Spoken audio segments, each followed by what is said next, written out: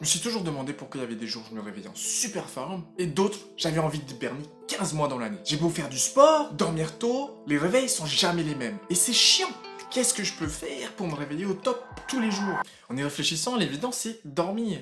Mais bien plus que ça, c'est de bien dormir. Mais le sommeil, il se contrôle pas. Alors comment faire pour bien dormir? Pour ça, il faut comprendre ce système qui se compose de deux concepts, la pression homéostatique et le rythme circadien. La pression homéostatique, c'est quoi? C'est l'envie de dormir, un peu comme l'envie de manger, mais elle se base sur ta routine d'endormissement et de réveil. Et du coup, comment ça fonctionne? Au réveil, le cerveau décide d'ouvrir les vannes de l'adénosine, l'hormone qui donne envie de dormir, progressivement dans la journée. Et en augmentant tout le long de la journée, tu auras de plus en plus envie de dormir. Et le seul moyen de mettre le compteur à zéro, c'est de dormir. Pourquoi c'est important? C'est qu'en fait, ce système, il est hormonal.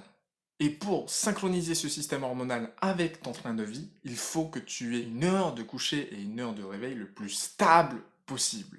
Comme ça, plus tu seras stable et plus ce cycle hormonal sera synchronisé avec ton cycle de vie normal. Et attention, parce que le café, ça joue sur ce cycle. En fait, les molécules de café vont prendre la place des molécules d'adénosine, mais elles n'empêchent pas sa production. Elles l'empêchent son effet. Ce qui fait que tu vas te sentir plus réveillé, mais 6 heures après, une fois que les molécules de café ont fini de faire effet, toutes les molécules d'adénosine restantes vont se précipiter sur les récepteurs d'adénosine, ce qui fait que tu vas avoir un gros coup de barre et que tu vas te sentir très fatigué d'un seul coup. Et c'est pour ça que c'est important de pas trop prendre de café l'après-midi pour laisser à l'adénosine le temps de faire action, de se remettre en mode normal pour que au bon moment, à la bonne heure, quand tu veux aller dormir, tu dormes facilement. Et pour résumer du coup la pression homéostatique, ce qu'il faut faire, c'est qu'il faut se coucher et se lever à la même heure, éviter de prendre du café l'après-midi et écouter son corps quand il a envie d'aller dormir pour être le plus synchronisé, le plus stable avec ce cycle hormonal. Le deuxième concept, qui est le rythme circadien, un rythme qui est quand même beaucoup plus connu, qui lui se base sur l'horloge interne.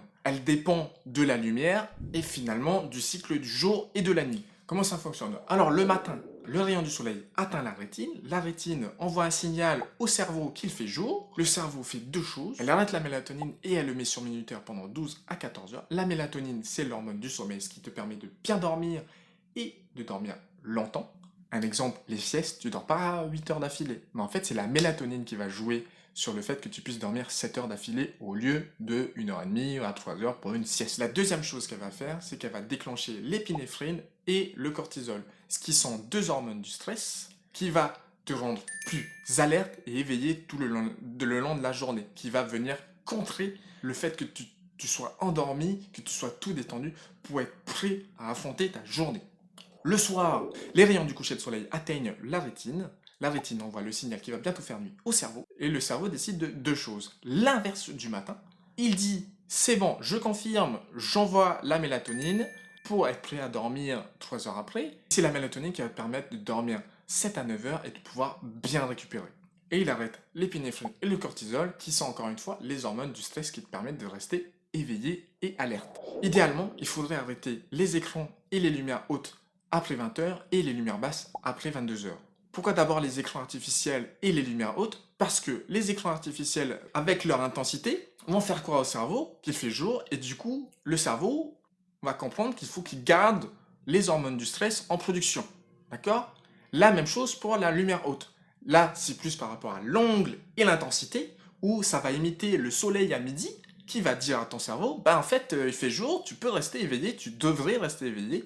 Il va donc ainsi limiter la mélatonine et encore continuer le cortisol et l'épinéphrine, les hormones du stress.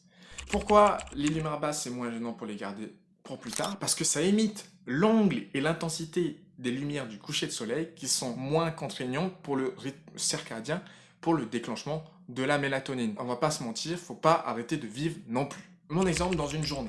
7h30 réveil, donc j'utilise l'astuce avec un réveil lumineux, tous les jours, même les week-ends, pour la pression homéostatique. Petite sortie soleil à 8h40 pendant 10 à 15 minutes pour déclencher les hormones du stress. 9h café pour me sentir encore plus réveillé et alerte en coupant l'adénosine. 13h, j'arrête le café pour laisser le temps aux molécules du café et à l'adénosine de se réguler afin de me donner le plus envie de dormir au moment où il le faut. 18h, petite marche et soleil. pour faire comprendre à mon rythme circadien que ça va être bientôt l'heure de dormir. Après dîner, qui est en général à 20 h, plus d'écran et plus de lumière haute. 21h30, début de la routine du soir, et 22 h au lit, prêt à dormir avec toutes les lumières éteintes. C'est ma routine, et c'est celle qui me convient le plus à ce jour. Je crois vraiment que si vous essayez sur ces deux concepts, vous pouvez mettre toutes les chances de votre côté pour avoir un sommeil de Dieu et un réveil au temps.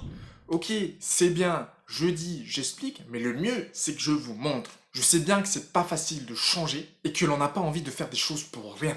Mais pour changer, il faut faire des choses différentes. Dans cette vidéo, je vous montre comment moi, juste un gars normal, trouve sa routine de sommeil et que ça peut changer votre vie aussi.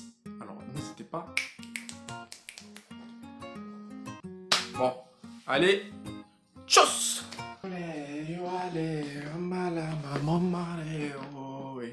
Bon, j'espère que t'es bien cadré, mon pote, et puis on va voir ça maintenant. Allez, ciao!